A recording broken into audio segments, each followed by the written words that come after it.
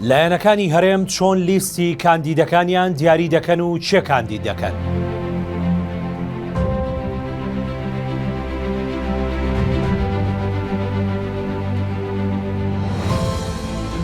بارەگای حیزبەکان جمەیان دێت و لیستی کاندیدەکانیش لایەنەکانی دوودڵ و سەرقاڵ کردووە.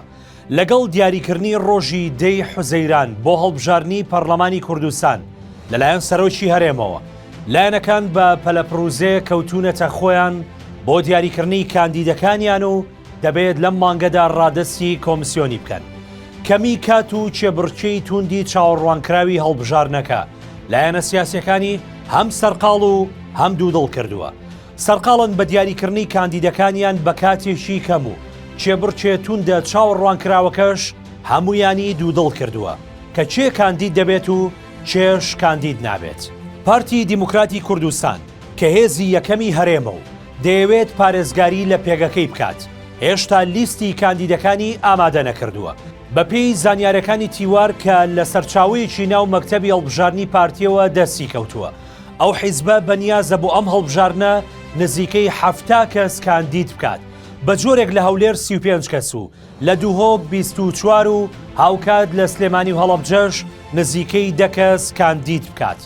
ئەو سەرچاوەیە بە تیواری گوت کاندیدەکانی پارتی ئەمجارە لە مامۆسایانی زانکۆ و کادرانی حیزبەکە لە ئەندام و کارگێڕانی لقەکان پێکدێن و چەند پەرلەمانتارێکی پێشوش ڕەنگە کاندید بکرێنەوە.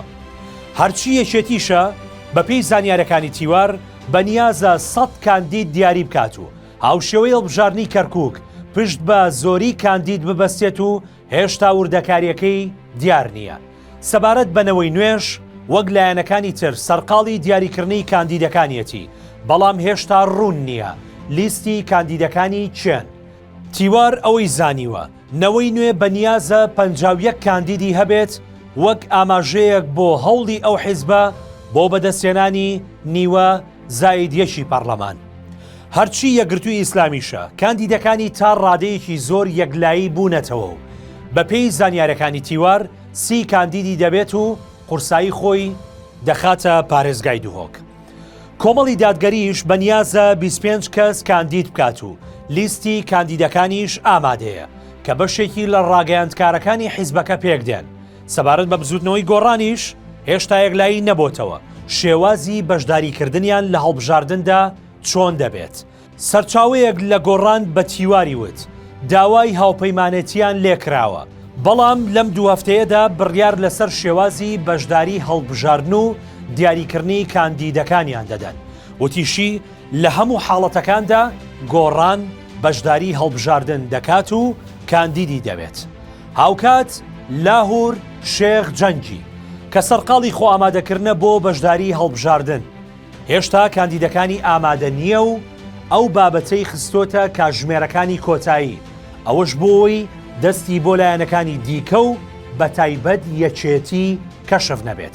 یەکێکی دیکە لە لیستەکان چاوەڕێ دەکرێت لیستی پەرلەمانتارە ناڕازیەکانی گۆڕان بێت. ئەمانیش هێشتا یەکلایی نەبوونەتەوە لەسەر ئەوەی چێ کاندیدە و چێ کاندید نییە. بەڵام سەرچاوەیەک بە تیواری وت جگە لە عەلی حەمە ساڵح چەند کەسێک لە دەستەی مامۆسایانی ناڕازیش ناویان دەهێنرێت.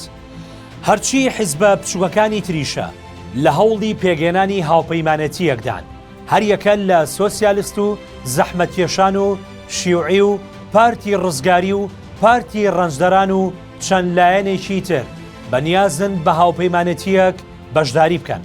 سەرچاوەیەک لە سۆسیالیست بە تیواری وت نیازیان وایە ڕێبین موحەممەد حاجی مەحموود لە سنووری سلێمانی بکەنە سەرۆکی هاوپەیمانەتیەکە. هاوکات سەبارەت بە پێگاتەکانیش بەپێی زانیاریەکانی تیوار ئایدن معروف لە بەرەی توروکمانی و مونا قاوەچی لە پارتی چاکسازی توروکمان سەرۆکایەتی دوو بەرەی جیاواز دەکەن بۆ بەشداری توروکمانەکان لەم هەڵبژاردنەدا.